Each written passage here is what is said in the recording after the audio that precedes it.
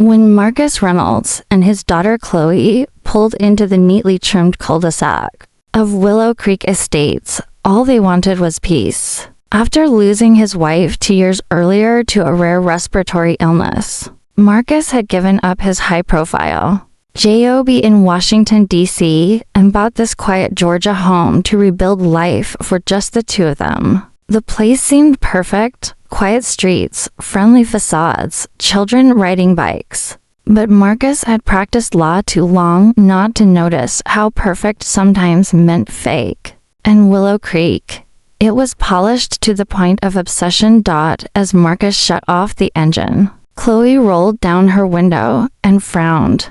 "It smells like burnt sugar and baby wipes," he sniffed. There it was. A sickeningly sweet vanilla scent wafting from somewhere nearby. Marcus didn't think much of it. That would change. The front door hadn't been open for 5 minutes when a woman in heels and a salmon-colored blazer came marching up the driveway. "Hi there. Welcome to Willow Creek. I'm Karen Wexley, HOA president, and you must be the new neighbors." Marcus extended a hand. "Nice to meet you. I'm Marcus. This is my daughter, Chloe." Karen's gaze flicked to Chloe, then back to Marcus. "Lovely. We're a very tight-knit, scent-positive community. We enforce a pleasant aroma policy, helps resale values and discourages pests. Everyone participates." Marcus hesitated. "My daughter's allergic to most synthetic fragrances. We keep things fragrance-free for her health." Karen's smile froze. "Oh, well, that's unfortunate. Maybe she'll adjust." Chloe coughed as the scent from Karen's house drifted closer. Karen's eyes narrowed. That was the moment it began. A war that neither of them declared out loud, but one that would unfold in ways Marcus couldn't imagine. Over the next 2 weeks, odd things started happening. Marcus found an anonymous HOA citation taped to his mailbox for yard mulch, odor not in compliance with the neighborhood fresh scent standards. Another one appeared for failure to maintain olfactory community cohesion. Marcus knew it was Karen. She didn't even try to hide it. Chloe's symptoms got worse each night. She wheezed in her sleep. Her eyes watered in the morning, and only in her room. Marcus checked everything. Filters, vents, even the ductwork. Nothing obvious. Then one evening, while reading in his study, he heard Chloe scream from upstairs. He raced up. Her room smelled like a chemical spill. Her eyes were red. Her inhaler wasn't helping. He carried her to the porch, called the doctor, and then sat on the steps with her in his arms, shaking with anger.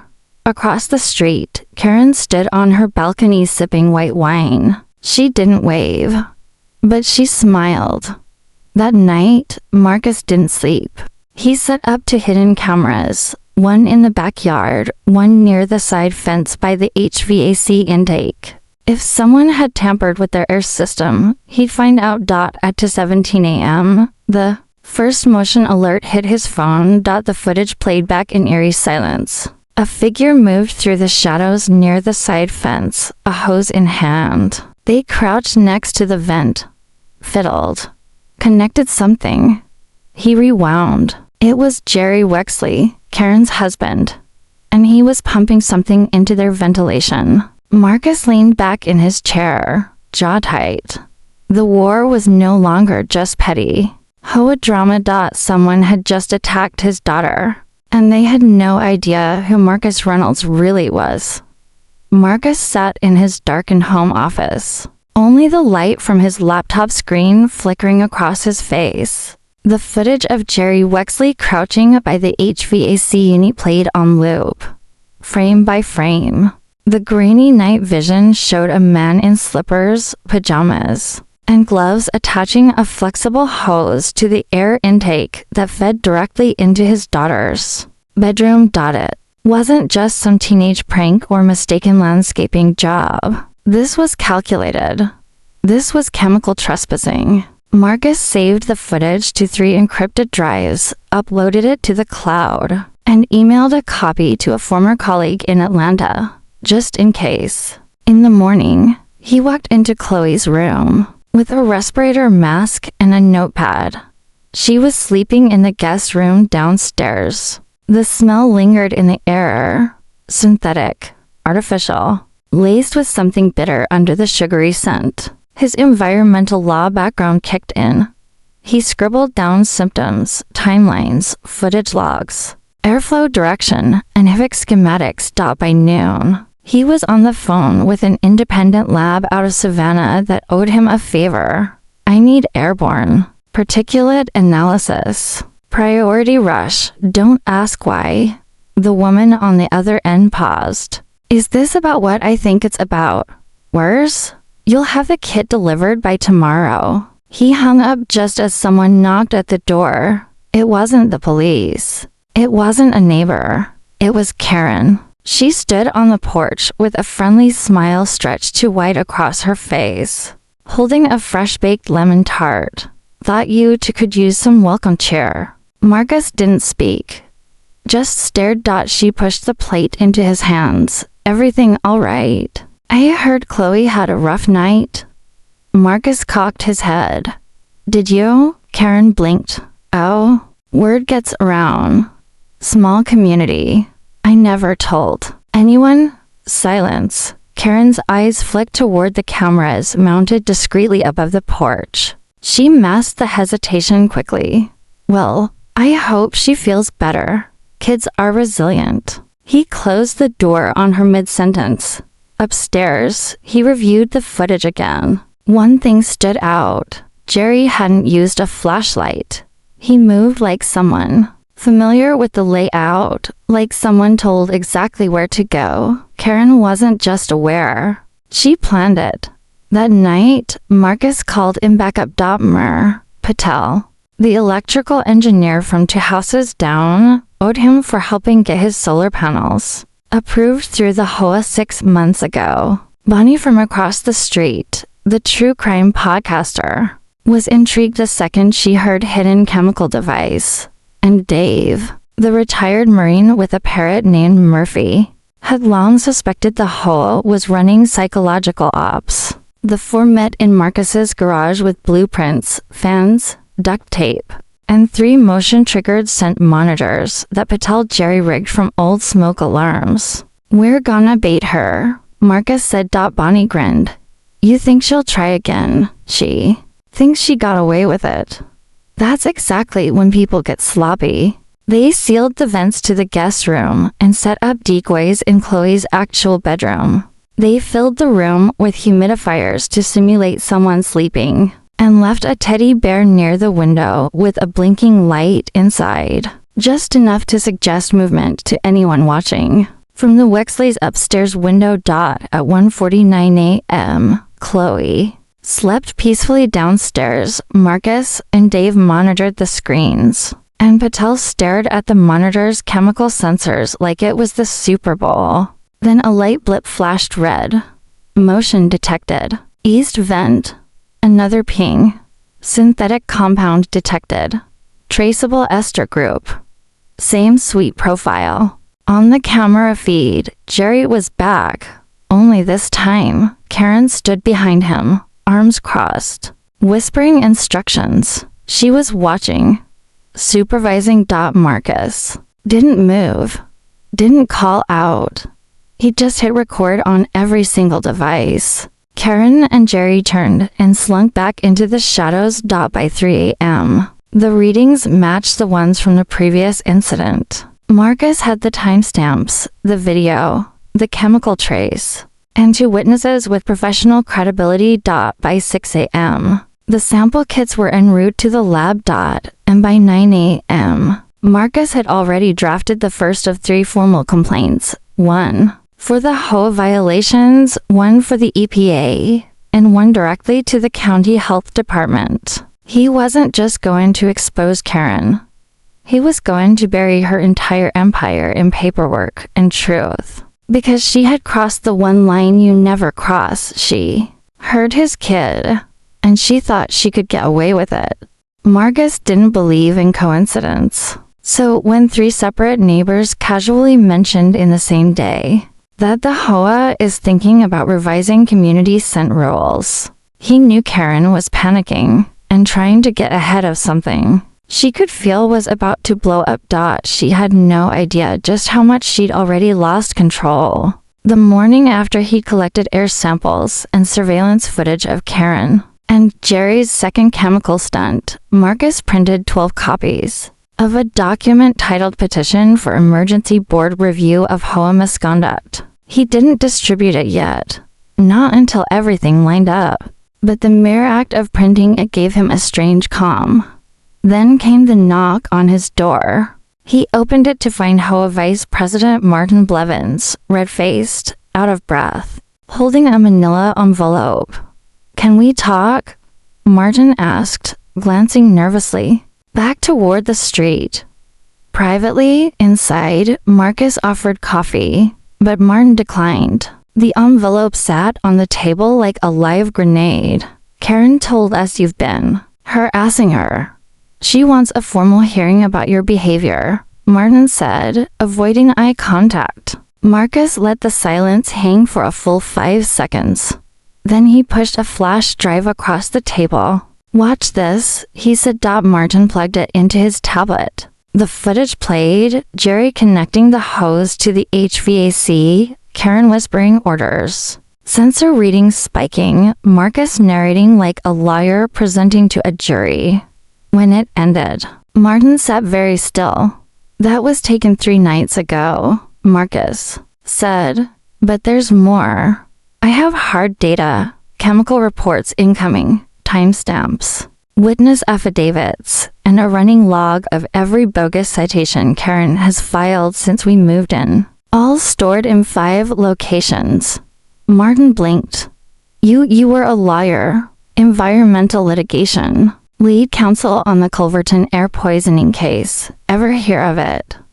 Martin slowly nodded. "That case bankrupted a billion-dollar pesticide conglomerate." "I never lost a case," Marcus added, sipping his coffee. Martin swallowed hard. I didn't know it was that serious. Karen told us your daughter was overreacting. My daughter nearly ended up in the air from synthetic pesticide exposure. I don't think overreacting covers it." Martin looked like he was going to throw up.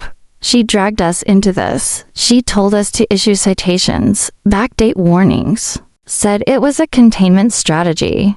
We thought it was about mulch." "I don't want your resignation," Marcus said evenly.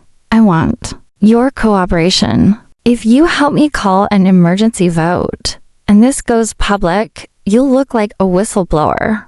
If you don't, well, subpoenas are public record." Martin grabbed a petition and left without another word. By noon, the neighborhood group chat was buzzing. Someone had anonymously posted a screenshot of Jerry crouching by Marcus's HVAC intake. Another person added a screenshot of Karen's memo about mandatory scent freshness in public-facing properties. The screenshots weren't from Marcus, which meant someone else had been documenting Karen.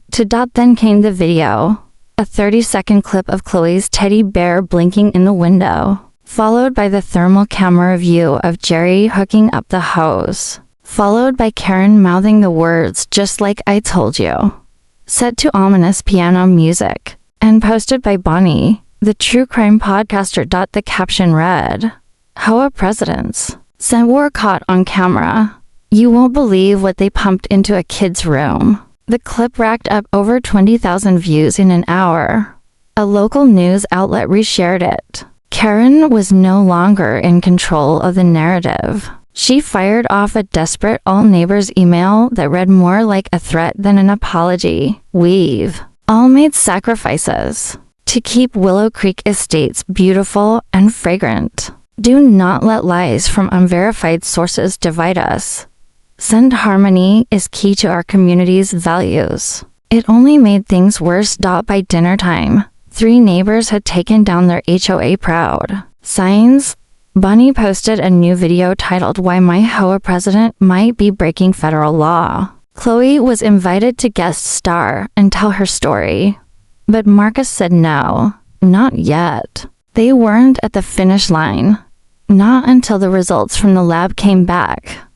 That evening, as Marcus checked his email, his phone buzzed.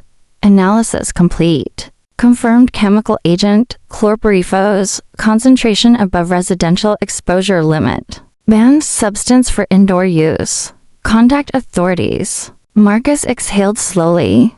They'd used banned pesticide chemicals in a child's bedroom. This wasn't just a neighborhood feud anymore. This was criminal, and Karen Wexley had just stepped into a trap. With her name on every page, Marcus didn't bother knocking. He simply handed the lab report to the receptionist at the county environmental health office and said, "You'll want to fast-track this one. It involves a banned chemical, a minor, and a neighborhood president with a god complex. 2 hours." Later, an EPA field agent was on the phone with him. 3 hours later, an investigation file had been opened under Willow Creek pesticide incident. And Marcus wasn't done at exactly 7 p.m. He walked into the Willow Creek Community Center where the HOA held their monthly meetings. But tonight wasn't just a monthly meeting. He'd submitted the required emergency petition with enough signatures to force a formal HOA vote. Not a Karen-style vote behind closed doors, a public one. The room buzzed with tension. The smell of vanilla candles, Karen's signature move, lingered from the back table, but it didn't comfort anyone tonight. Most people avoided eye contact. Others murmured as Marcus passed. Karen sat at the head of the long folding table, back straight, her signature salmon blazer replaced by a gray one. Serious, prepared. But Marcus could see the sweat behind the makeup. She knew the walls were closing in. "Let's begin," she said briskly. "Before we waste time on nonsense, I'd like to address the recent social media smears." "Point of order," Marcus said, standing from his seat in the third row. Karen tried to talk over him, but Martin Blevins, now very much in damage control mode, cleared his throat loudly. "Mr. Reynolds has the floor." Marcus stepped forward and plugged a USB into the projector laptop. Without a word, the screen came to life. First, video footage of Jerry with the hose. Second, thermal footage of airflow leading into Chloe's bedroom. Third, the lab report, showing clear evidence of chlorpyrifos, a pesticide banned for residential use, especially near children. There were audible gasps. Karen interrupted, voice cracking. "This is taken out of context." Marcus didn't raise his voice. "If anyone here has ever had a child, you understand the terror of watching them struggle to breathe. My daughter could have ended up hospitalized, or worse. And this was not a mistake. This was calculated, repeated, and documented by your HOA president and her husband." Karen stood. "This is a personal vendetta." Marcus tapped a final file on the screen. "The EPA investigation confirmation, complete with case ID. You've triggered a federal probe into residential chemical abuse," he said. "That's not personal. That's criminal." The room exploded. Neighbors shouted. One woman stormed out. Someone else started recording the whole meeting on their phone. Martin looked like he wanted to disappear into the floor. "I move that we suspend Karen Wexley from all HOA duties effective immediately pending the outcome of this investigation," Marcus said. Karen snapped. "You don't have that authority."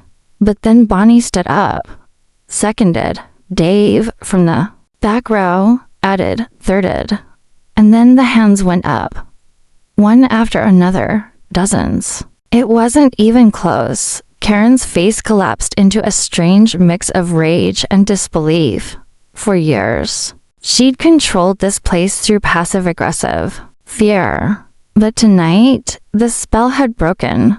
"This is a coup," she hissed. "No," Marcus replied. "This is accountability." Jerry wasn't present. He hadn't been seen all day. Rumor had it he'd gone to stay with a cousin in Augusta. Suddenly unavailable, Karen stood alone. After the vote passed, Martin took the microphone and awkwardly declared, per emergency procedures, "I guess Marcus Reynolds is the acting interim HOA president until a formal vote can be arranged." Marcus didn't smile. He didn't gloat. He simply nodded and said, "My first action, we suspend all HOA citations relating to scent policies, landscape ROMA rules, and neighborhood olfactory standards, effective immediately." That one actually got applause. As people left, several neighbors stopped to shake Marcus's hand. One of them, an elderly woman with a cane, whispered about damn time. Back home, Chloe was curled up on the couch watching cartoons. When Marcus came in, she looked up and said, "Did she get fired?" "Suspended," he replied. "For now?" Chloe smirked. "Guess vanilla isn't always so sweet." He tousled her hair. "You feeling okay?" "Better than ever," she said. "Oh, and Dad?" "Yeah." Bonnie asked if I'd be on her podcast. She wants to call the episode HOA Horror, the sweet scent of revenge. He smiled. "Let's hold off. There's still one more chapter to write." Because while the neighborhood had finally turned on Karen, she wasn't the type to go quietly. And Marcus knew she'd try something. One last desperate move. He just didn't know how far she'd go. Yet. Karen Wexley wasn't the type to retreat quietly, even when cornered. After the emergency board vote suspended her HOA powers, she vanished for a day, then returned with fresh makeup, a tight smile, and a stack of legal-looking papers in her hand. She knocked on Marcus's door at 8 a.m. sharp. He opened it halfway. "I'm serving you a cease and desist," she said, holding out the papers with one trembling hand. "Defamation, harassment, illegal surveillance." Marcus raised an eyebrow. "Interesting choice, considering you trespassed onto private property and committed a felony." Karen's lip curled. "We'll let a real court decide what's what." He accepted the papers without flinching. "Good. I've already filed the EPA complaint. The Georgia Attorney General's office called me yesterday." Her confident expression faltered for a second. "I have footage of you personally supervising your husband while he pumped pesticide into my daughter's room," Marcus continued. "You're welcome to bring your lawyers. Mine have already started the civil suit." She didn't respond, just turned and marched down the driveway. Marcus closed the door. By noon, the HOA group chat was alive again, not with support for Karen, but with new complaints. Several neighbors received letters from Karen claiming Marcus had taken over the HOA illegally, even accusing him of hacking the vote. One neighbor, Marcia Green, replied with a screenshot of Karen's old message threatening to fine her for planting jasmine in the front yard. Another posted a meme of a vanilla-scented air freshener marked "toxic handle with caution." It was clear Karen had underestimated the damage she'd done to her own reputation. But Marcus knew it wasn't over. That evening, while Chloe worked on a school project in the living room, he reviewed neighborhood surveillance footage again. He was looking for something, anything, that might suggest Karen was planning a final stunt. And then he saw it. At 3:17 a.m. the night before the HOA vote. Karen had gone to the clubhouse with a bag over her shoulder. She was inside for 10 minutes. At 3:29, she left, carrying nothing. That wouldn't have been suspicious, except for what happened the next morning. Bonnie, the podcaster, had called Marcus frantic. Someone had hacked her podcast, email, and sent threatening messages to several neighbors, messages made to look like they came from her account. At the same time, Dave, the retired Marine, found his tires slashed, and Mr. Patel's sprinkler system had been vandalized with bleach. Individually, it looked random. Together, it screamed sabotage. And then Marcus got the call. Mr. Reynolds. This is Agent Fallon with the EPA. We have preliminary results. The pesticide used in your daughter's room was an off-label variant of chlorpyrifos, sourced from a discontinued agricultural supply manufacturer in northern Alabama. Marcus's chest tightened. That's not sold to the public. Exactly. Whoever supplied it had connections or pulled strings. We're looking into distribution records now. Marcus hung up. Adrenaline rising. Karen had gone far beyond petty HOA wars. She'd acquired black market chemicals, broken into public systems, falsified documents. This wasn't about vanilla-scented power anymore. It was obsession. Pure and dangerous. He made one more call, this time to a friend from his DC law firm days. A guy named Luis Mendoza who specialized in criminal environmental prosecution. She's cooked, Luis said after a review of the materials Marcus sent. If you want to press criminal charges, we've got the basis for attempted endangerment of a minor, trespassing, unlawful use of restricted substances, possibly even conspiracy. She's not going to stop, Marcus said. She's escalating. Then don't wait for her next move. Cut the head off the snake. The next morning, Marcus drafted and filed a protective order through the county court. Not just against Karen, but also Jerry. He also submitted a motion for a temporary restraining order, citing chemical assault and retaliatory acts. But the twist came just before lunch. A neighbor named Lauren, who'd remained quiet throughout the drama, knocked on his door. I think you should see this, she said, handing him an old HOA report from 2 years earlier. Karen used the same chemical method to get rid of another family with scent allergies. They moved. Never knew what hit them. Marcus scanned the paper. It was buried under a complaint about excessive mulch rot. Karen had done this before. This wasn't a one-time act of cruelty. It was her pattern. And this time, she had picked the wrong father to tangle with. Marcus stared at the document Lauren handed him. It wasn't just a complaint. It was a time capsule. 2 years ago, another family, the Masons, filed a quiet report to the HOA about unexplained sickness, strange odors in their child's room, and persistent health issues. Buried within the report was a chilling phrase, air. Intake contamination suspected. Sweet chemical odor consistent with synthetic esters. Marcus checked the signatures. Filed. Reviewed. Dismissed. By none other than Karen Wexley. No follow-up. No investigation. No transparency. And days later, according to HOA records, the Masons listed their house for sale. They left, quietly, sick, and scared, just like she wanted. This wasn't a feud anymore. This was a pattern of chemical harassment buried beneath layers of HOA red tape, a system Karen manipulated with bureaucratic precision. Marcus looked up at Lauren. Why didn't you say something sooner? She hesitated. Karen has power. People were afraid. I was afraid. But what she did to Chloe, that crossed every line. He nodded.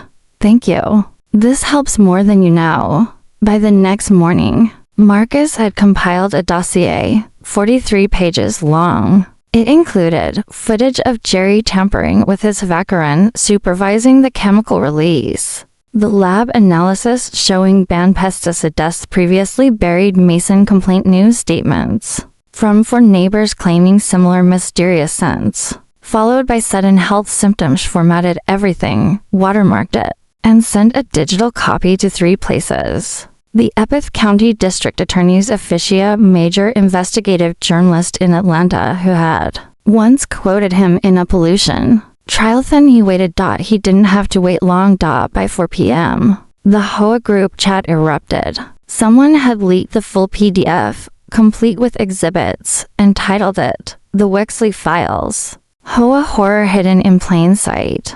Neighbors were livid. Marsha Green posted, my daughter got migraines the entire spring we lived next to Karen.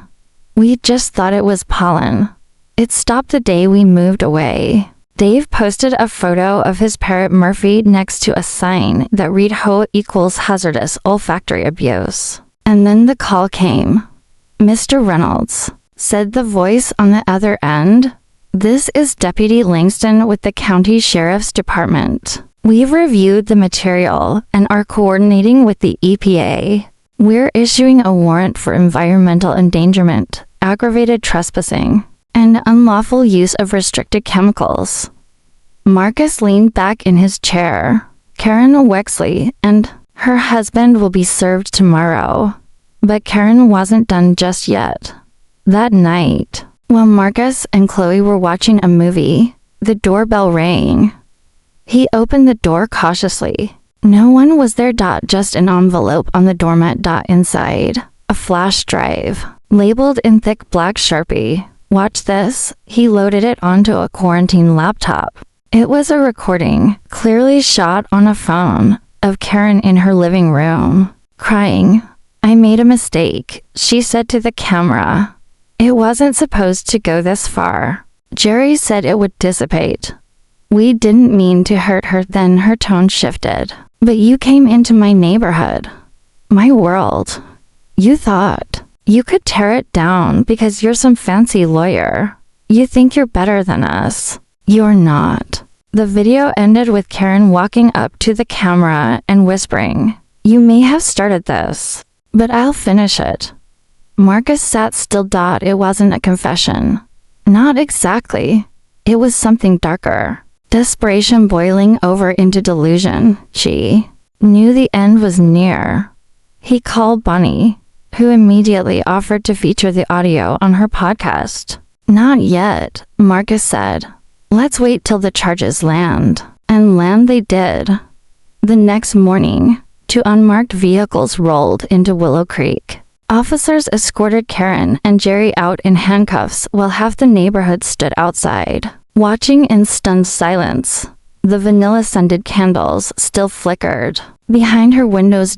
One neighbor clapped. Marcus didn't. He simply placed a sign on his lawn that read, Fragrance-free zone. Justice served. That afternoon, Chloe ran into the living room holding her phone. Dad, I just got an alert. Bonnie's podcast hit 50,000 plays. We're trending in the HOA subreddit. He chuckled. Great. Just don't read the comments, she giggled. Too late. But deep down, Marcus knew something wasn't over. Because people like Karen, they don't disappear quietly. They come back when you least expect them. The neighborhood was quieter with Karen gone. To quiet. For 2 weeks, Willow Creek buzzed with cautious relief. The HOA meeting room was reopened, this time free of vanilla candles and laminated rule books. Citations stopped appearing on mailboxes. Chloe slept peacefully for the first time in months. And Marcus? He finally began unpacking the last few boxes they'd abandoned after moving in. The ones labeled for later. He didn't know later would come with another storm. The peace shattered with a knock at the door. This time, it wasn't an angry neighbor or Karen wielding legal threats. It was Deputy Langston again, holding a folder, looking uneasy. We need to talk, the deputy said. Inside, Marcus scanned the document Langston handed him. This is a withdrawal of charges. Langston sighed. Partial. The DA's office got a call. Someone filed a motion through an attorney in Atlanta, Jerry Wexley's lawyer. They claimed Jerry acted alone. Marcus narrowed his eyes. They're trying to throw Karen under the bus? Langston hesitated. Not exactly. Jerry's claiming full responsibility. That Karen had no knowledge. That he acted on his own after seeing your daughter's garden mulch and thinking it was infested. Marcus laughed bitterly. Are they seriously using mulch as a defense for chemical warfare? Not just that. He says the pesticide was something he found from an old job site. Says he didn't know it was illegal. Marcus leaned forward. And Karen, the footage, the emails, The HOA policy memos with her name on every line, already under dispute, Langston said. Their legal team is arguing that none of the footage proves. She knew what Jerry was doing with the pesticides specifically. Her lawyers saying she was duped by her husband and wrongfully portrayed by a vindictive neighbor. Let me guess, Marcus said, voice flat. They're painting me as the aggressor. Langston nodded once. Karen's playing the victim card. Hard. Marcus stood and walked to the window. Outside, kids were riding bikes. Dave sat on his porch, reading the paper with Murphy, the parrot perched on his shoulder, occasionally squawking "Hoa traitor" for comic relief. He turned back. So what happens now? Langston looked tired. A hearing. Karen's team is demanding her release from custody pending trial. They're calling the EPA evidence circumstantial. Marcus frowned. That flash drive confession was never officially submitted, Langston said. And since it wasn't sent through proper channels, the defense is challenging its authenticity. Marcus opened his laptop. He still had the drive. He opened the file again. Karen, crying, rambling, accusing, threatening. There was something he missed. The first time. He hit pause. Frame 29 to 13 dot in the background on Karen's fireplace mantle. A ceramic plaque. He zoomed in. It read, HOA Excellence Award, Willow Creek Estates, 2021 below it. A smaller line. For outstanding implementation of property aesthetic guidelines. Scent division, that's what he needed. She hadn't. Just known. She'd celebrated it. Marcus called Bonnie. I need your podcast to air a special tonight. Tell me when to hit record. He told the story. Every detail. The flash drive. The footage. The HOA award plaque. He didn't just want to expose Karen again. He wanted to prove intent. And this time, he wanted the public to judge her. Before the court ever did. That night, the podcast aired to nearly 80,000 listeners. Bonnie titled it, Episode 9, Scented Justice, the HOA president who weaponized vanilla. Within hours, the story caught fire again. Marcus uploaded screenshots of the award plaque. Chloe posted a TikTok video simply holding up a bottle of Vanilla Spice air freshener with the caption, Still think she didn't know? The next morning, national news picked it up. By noon. The DA's office reversed course and refiled charges jointly against Karen and Jerry. But that wasn't the twist. That came later, when Marcus received a call from a blocked number. He answered. Silence. Then, a voice. Familiar. Horse. Double quotes. I know what you're doing. And you better stop. Or someone else might get hurt. The line went dead. He checked the caller ID. Spoofed. Chloe peeked around the corner. Everything okay? Marcus forced a smile. Yeah, kiddo. Just someone who still thinks they can scare me. But inside, his pulse raced. Because Karen Wexley may have lost her power in the neighborhood. But she still had one card left to play. The voicemail had been scrubbed. But Marcus didn't need high-tech tools to identify the voice. It was Karen. She had made the call from somewhere, probably a prepaid burner phone, coached by her lawyers or driven by desperation. Either way, she'd just made her biggest mistake yet, threatening him again. This time, he wasn't just prepared. He was done playing defense.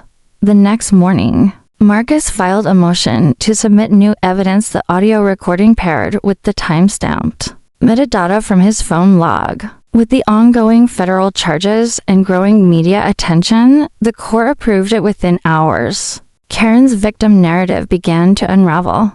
Again. But the storm was only starting. The Atlanta news station Channel 4 Investigates picked up the story and aired a 3-minute feature. Scent wars in suburbia. The HOA president accused of chemical attacks. They included everything. The secret footage of Jerry with the hose, Chloe's story, Karen's failed attempt to frame Marcus for harassment, and the chilling voicemail. By that evening, national media had picked it up. Social media lost its mind. Hashtag HOA Karen trended on X, formerly Twitter. Chloe's TikTok account exploded to 200K followers. Bonnie's podcast passed 1 million downloads.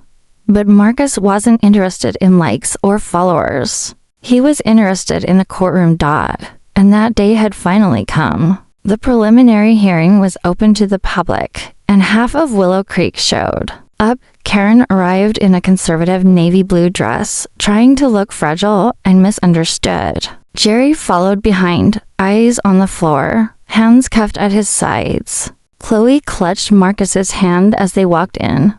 The judge wasted no time. Prosecution. Your opening remarks. Marcus had already handed off the case to the assistant district attorney, but he was invited to speak briefly as the primary victim. He stood slowly, voice calm, measured, every word laced with the precision of a former litigator who had burned billion-dollar corporations in courtrooms twice this size. Your Honor, this isn't just about illegal chemicals, he said.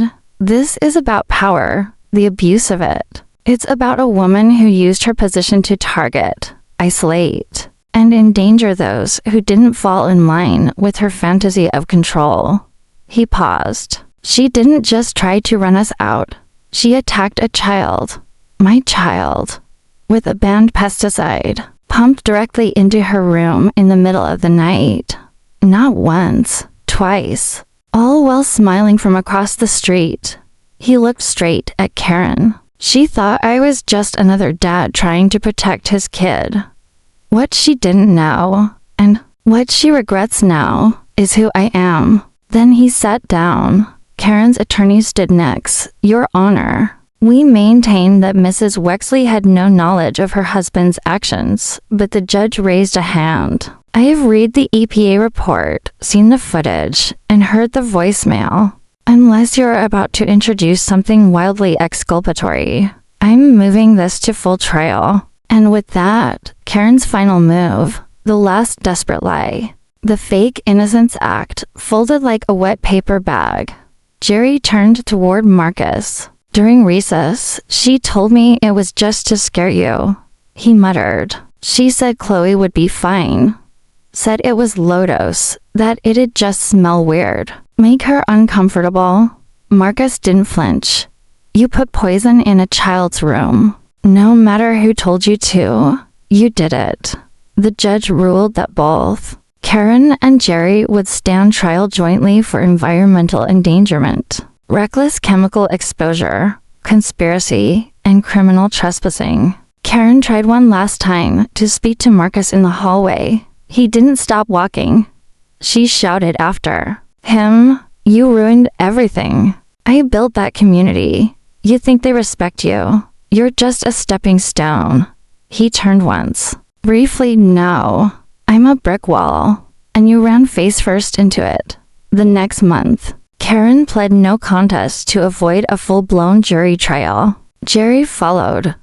Both were sentenced to probation, community service, and a $75,000 restitution fine. Most of it going toward Chloe's medical bills and neighborhood environmental cleanup. Karen was barred from holding any HOA or community leadership role for 10 years. She left Willow Creek that same week. Quietly, no goodbye email, no parting gifts, and the candles. Gone. Chloe's room smelled clean, crisp, peaceful. One morning, she taped a handwritten sign above her door that read, no drama, no chemicals, no Karens. Marcus smiled every time he passed it because in the end, they didn't just win. They set the standard for what happens when power is abused and someone finally pushes back. The end.